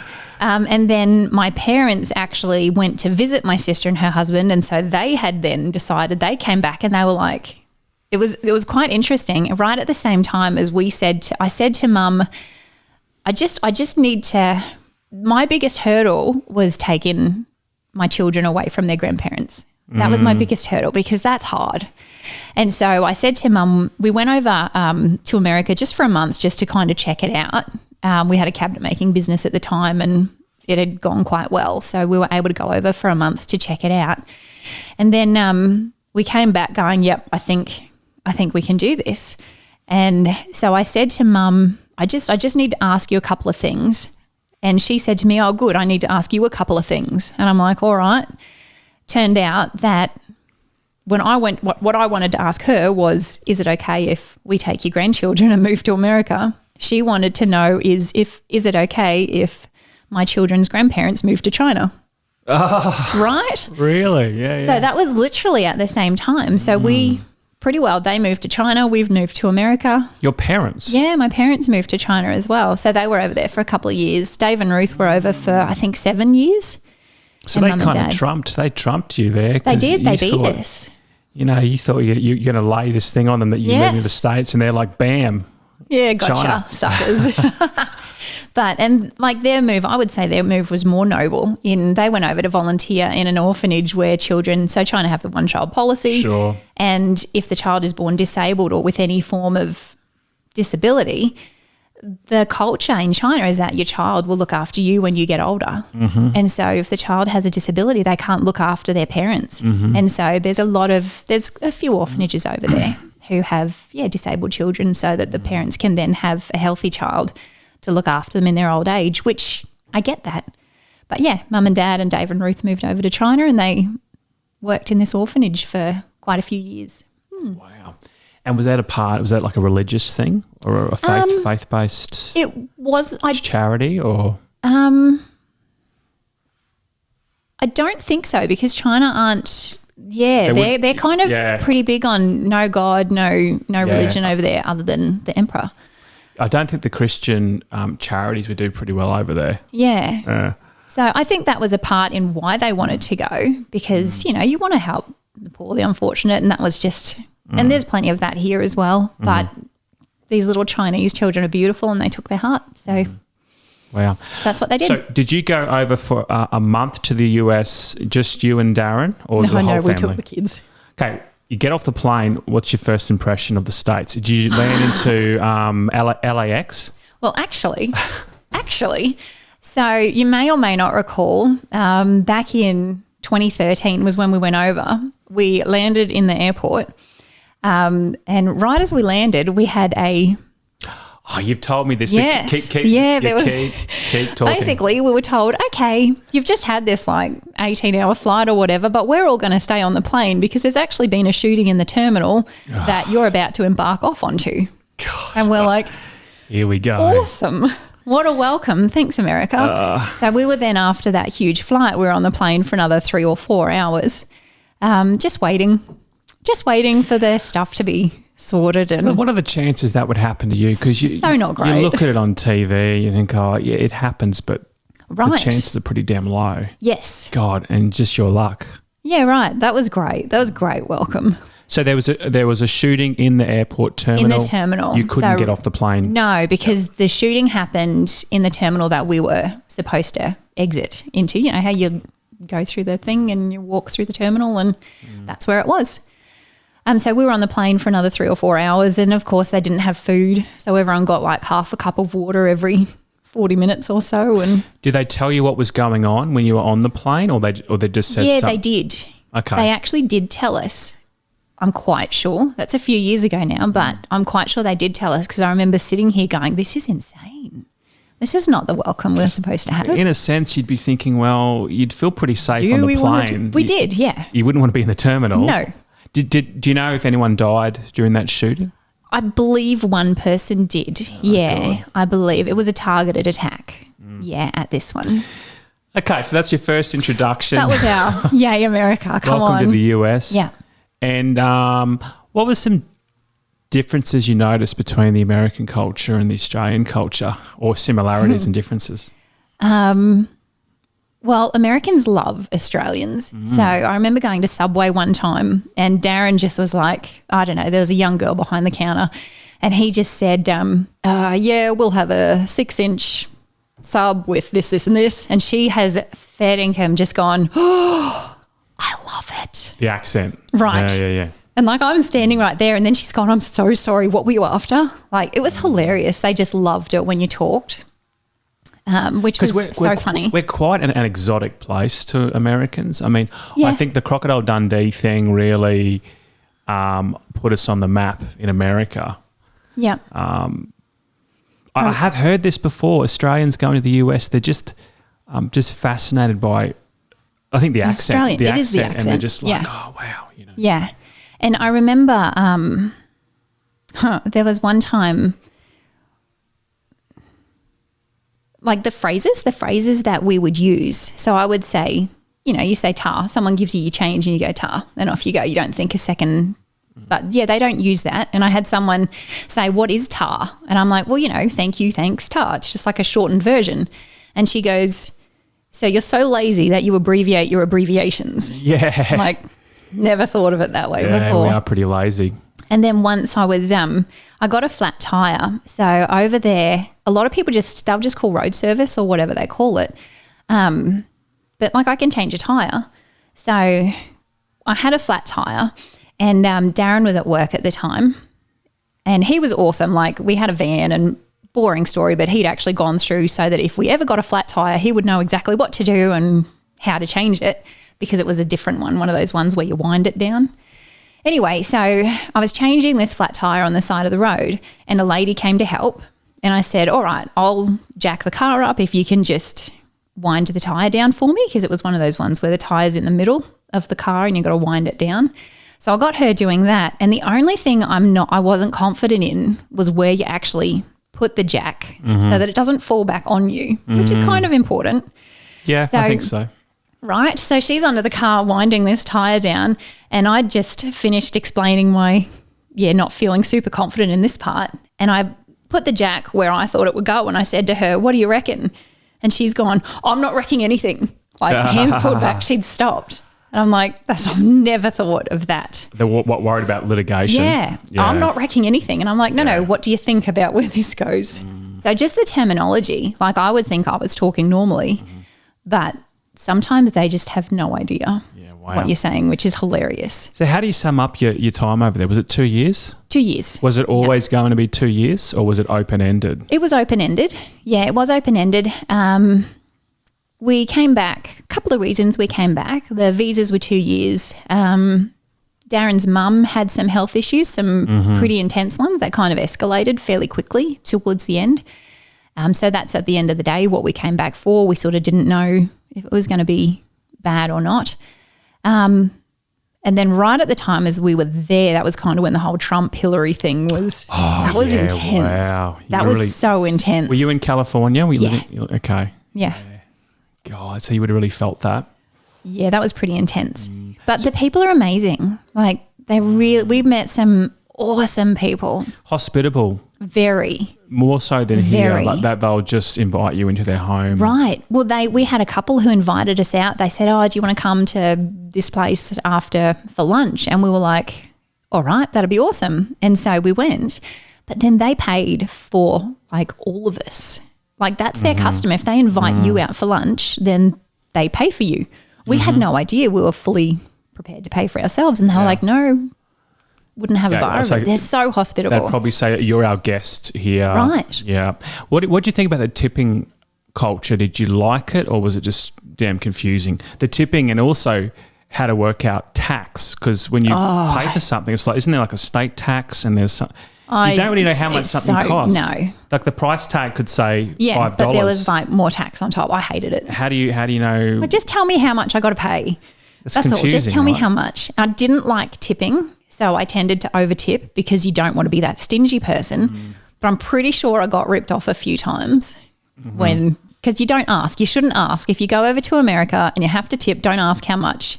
Don't ask the waiter how much you're supposed to tip because... Well, it's in their favour to answer maybe a higher rate than what they would usually. I guess they need tips, don't they? They do. Because the hourly rate's so low. But that's it. I don't understand why they don't just fix that. It's just that easy. I'm sure of it. Did you feel like you got better service? We didn't eat out a whole lot. Okay. 4 kids, one wage. I wasn't allowed to work. The visa I was on wouldn't let me work. So, like, I couldn't even babysit my friends' kids. I was not allowed to earn money. So we didn't eat out a whole lot, but we more so used the time Darren would do his thing. I volunteered at the pregnancy centre and then we'd use weekends to go and visit the Grand Canyon or Yosemite National Park or Disneyland. What was the highlight for you in terms of like sightseeing? What blew you away? Grand Canyon. It was pretty spectacular. It was pretty spectacular. We went to a lot of different places. The Sequoia National Park have these giant trees and they were pretty cool. But just seeing places, just seeing different places. It was really So cool. it'd be a beautiful, like the natural landscape. Yeah. Would be beautiful, right? Yeah, it was amazing. I really enjoyed it. And, you know, we did Disneyland. That was a present from some friends of ours. They were like, no, our Christmas gift to you is to take you to Disneyland for 2 days. I'm like, all right, let's go. Theme parks. I'm not a huge fan, but yeah. Oh, the kids loved it. Kids loved it. Darren doesn't do people. So there was all these people, and I remember we've got a photo of him, poor guy, and he does not do people. He's country boy all the way. Mm-hmm.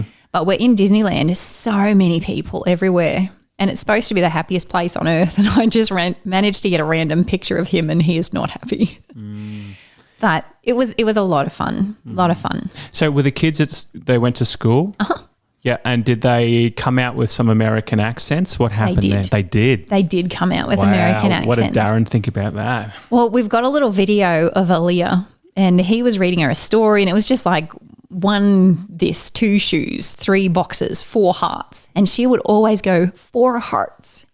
And Darren's like, no, it's 4 hearts. And she's like, 4 hearts. And she Right. would not. He was trying to teach her to talk Australian, and she wouldn't do it. And it's the cutest video. But yeah, very strong. Did you, was your accent influenced in the 2 years? Did your friends notice when you came back? Well, my American friends noticed if they were around and I was FaceTiming an Australian back home, like if I was FaceTiming my mum or whatever, they would say that my accent got thicker. Mm-hmm. I did have to accentuate the R. So whenever you say R, they don't know that that's the letter R. They're like, what letter are you saying? They have no idea. So you did have to a point, so that they would understand what you're saying. But, you know, yeah, then you come back. And the kids lost their accents now, so they're all They would have back lost to it Aussie. pretty quickly. Did they lose it, or it took a couple of years?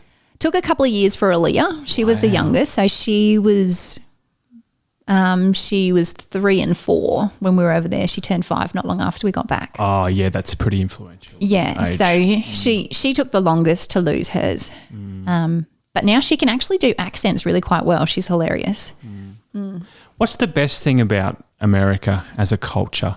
I mean, it's pretty hard to say there's the one America, because it's very state-centric. And, you know, people say, I mean, the typical thing is Americans don't know anything about the wider world. That's true. You know, you think about Sorry, America. your stereotypical American tourist rocking up to Paris, Yeah. you know. But I think what's happening is there's so much going on in their own country. It's just a melting pot of cultures and people. There's so many people. What is it, 340? Stupid. Maybe 340 now. A lot of people. Yeah, what's the best thing about America as a culture? Look, I loved their deliberateness. So I'm kind of a very cruisy person. I'm happy to sort of roll with the flow and, oh, no, that's good. Yep, she'll be right. It'll be fine. But I loved their deliberateness. So when they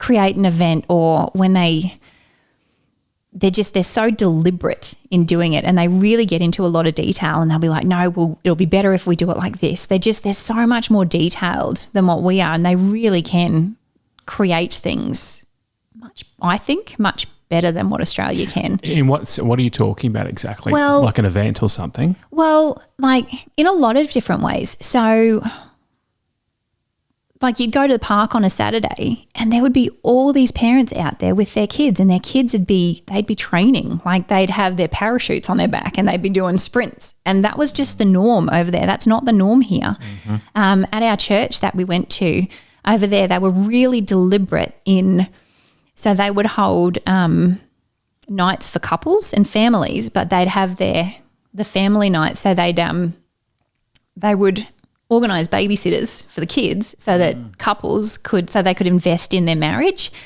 They were really deliberate in that. And then they'd have like marriage seminars, and they'd be just so deliberate in making it good and making it worthwhile and making it big. Are they putting in more effort?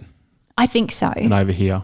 I think so. Even like you think about a school play or a country fair or something. I mean, you obviously see in the movies a lot, but it just seems like they're putting in a hell of a lot of effort with the costumes and like you think of a football game in a small town in the US. You got the marching band, you got the cheerleaders, everyone's getting involved. It seems like they put in so much effort. There's sort of a sense of pride in what they're doing. I wonder where that comes from. We don't seem to do the same thing. I think we do it in different ways, hey? Different way, but I don't think we care as much, but I'm not sure. Something that really shocked me, actually, I was really looking forward to being from sporty and athletic with our family. I was really looking forward to seeing how their programs were over there. But it really shocked me. So here in Australia, we've got like our houses, you'll have your athletics day and you've got your green team and your red and you've all got your different houses and everyone goes on their sports day and they get dressed up and wear tutus and crazy hair and whatever else.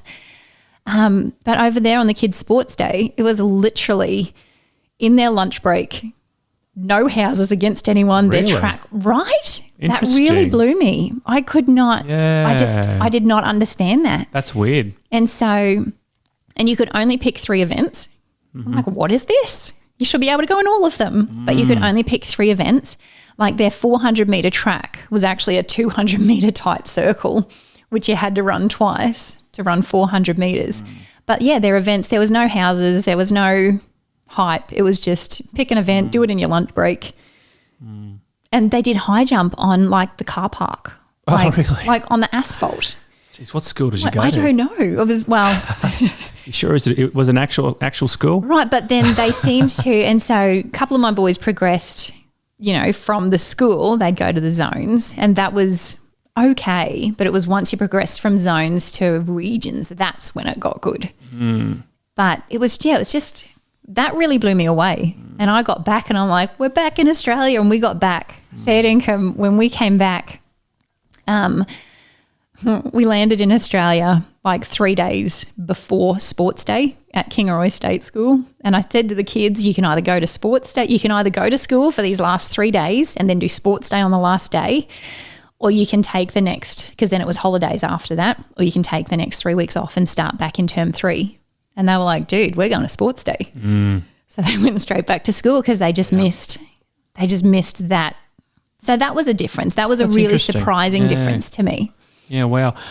Do you think there's a certain like energy with the people? Like, I haven't been to America, but I feel like I know the place. Yeah. I used to. This is probably an overshare, but I used to get out the atlas in the toilet growing up, and I used to just stare at this atlas and just I used to memorize the states. Yeah. I had this little competition we used to play where I would just try to remember as many states as you could. As many states I can. We did that. I was so bad at it. And we'd have this game where you start off in California. Yeah. And you try to get to New York through different states. That's cool. Yeah, like so, you go from California, Idaho, Montana, and you draw a line, see if you can get try there. And go through so there. you got the northern route, you got the southern route, and then you got the straight through the middle. So we'd play this little game. That's fun. Maybe we had too much time on our hands, but I feel like I know the place. But yeah, I have lived with a couple of Canadians and I have lived with an American. There's something about the people. There's this sort of energy. There's this, and they view success very differently, and they celebrate your success. So often in Australia, we've got this tall poppy syndrome. So people don't like you getting ahead of yourself, getting ahead of your station. But over in the US, it seems like that. Oh God, that camera just. I think that clicked. That's right. You don't need me in it. Just one sec.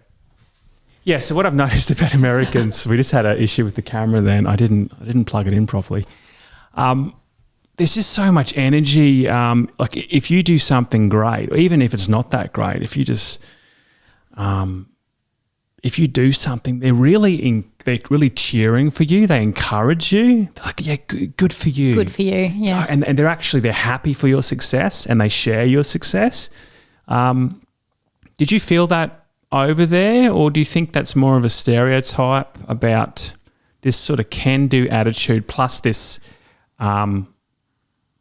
they're happy for your success, whereas Australians are sort of more kind of quiet. Yeah. Look, I loved the people over there. The people that we met were amazing. I enjoyed making connections. I enjoyed meeting new people, and they were all great. They were encouraging. They'd listen to your story. But I think over in America, they recognise that success comes from hard work.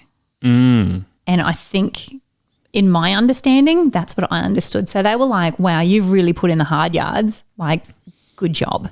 Like, they would celebrate the hard yards that you've put in and the success that you got through those hard yards. And, you know, nothing worth having comes easy. So it's all paramount to what you put in.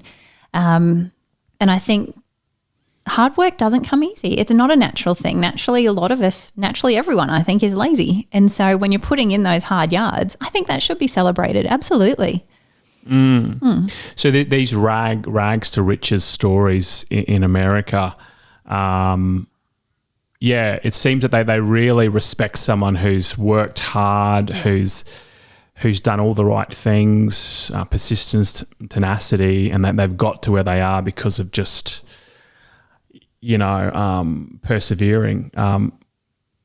It's a different sort of mentality over here, isn't there? It is a bit, to a point. I think any trait taken to either extreme is bad. So you've got to have moderation in there. But I think drawing it back to the running community, like, I think that's what I like about people who run. It's just, you're competitive. There's a streak. Some people are out there for distance. Some are out there for fun. Some are out there for fitness. But you're all out there. And I think that's what I love. I just love watching people be fit. I love watching people be healthy. I love people wanting to be just better versions of themselves. I love that. Did you find over there that status was more important in the States, like in terms of you often hear when you go to LA and different parts of the States, you've got, one side of the street is just a rundown, dodgy place, and the other side of the street or the next block over is a good place to live. It's just sort of right beside each other. That inequality and homelessness, we don't really have the whole homelessness thing happening here in Australia, not to the extent of the US, but it's just out in the open. When you go down Skid Row. Did you ever go to Skid Row, or did you? No, we tried to steer clear with the kids. We kept the kids with us at all times, and so we tried to, because over in Bakersfield where we were, it's actually a really high trafficking area over there. So we would keep the kids with us. Human trafficking. Yeah, human trafficking, which we didn't know until a little bit after. But so we would keep the kids with us wherever we were, very close. Maybe helicoptering, I don't know, like maybe to that parenting style, but not a risk you want to take. And so we didn't go to many dodgy places. Did you ever feel unsafe when you were over there? Were there certain situations where you're like, let's keep walking? It's a bit dodgy, let's keep going. Look, there was one time I remember I was walking to pick up, I was walking or driving. I was driving to pick the kids up from school, and that was very lazy of me because it was like 3 blocks away. But I was driving to pick the kids up from school, and I drove past this guy, and he had a knife in his pocket that would have been a good 400 mil. Like a machete. It was just hanging. It was huge, hanging from his hip going down to almost his knee.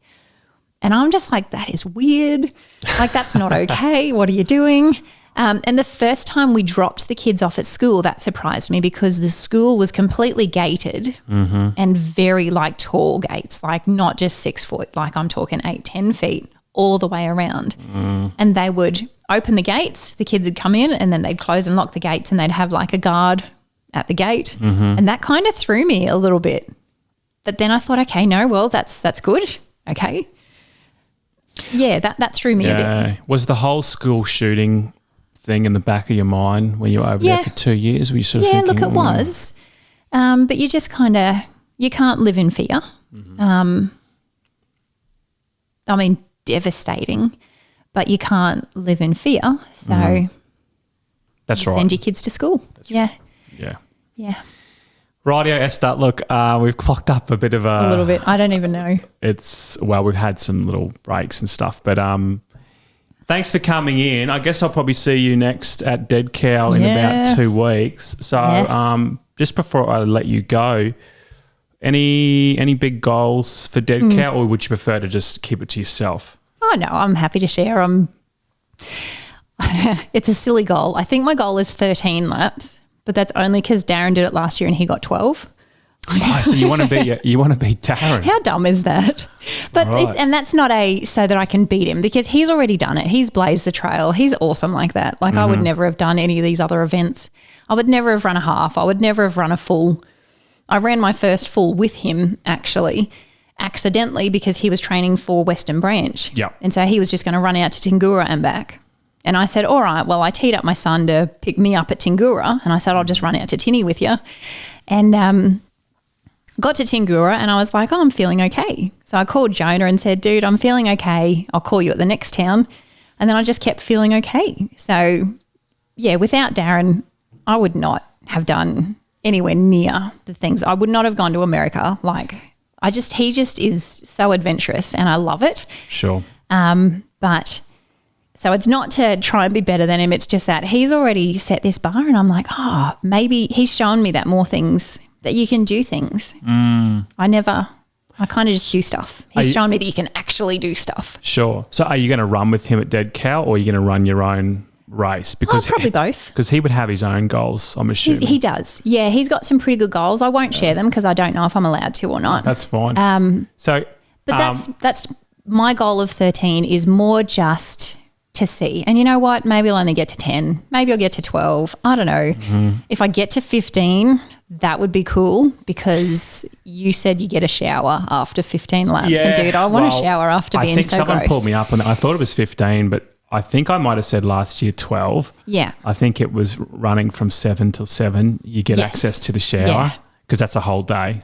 Right. But have a think about it, because Melissa Ballon did 15 loops last year. Yeah. Yeah. She's awesome. And she's incredible. And she was the best performing local female. So her and Mick Freeman are the big guns. Right. But if you got to 13, you might be thinking, another 2 loops. Well, and you just don't know. Look, you just don't know. I don't want to quit in the chair.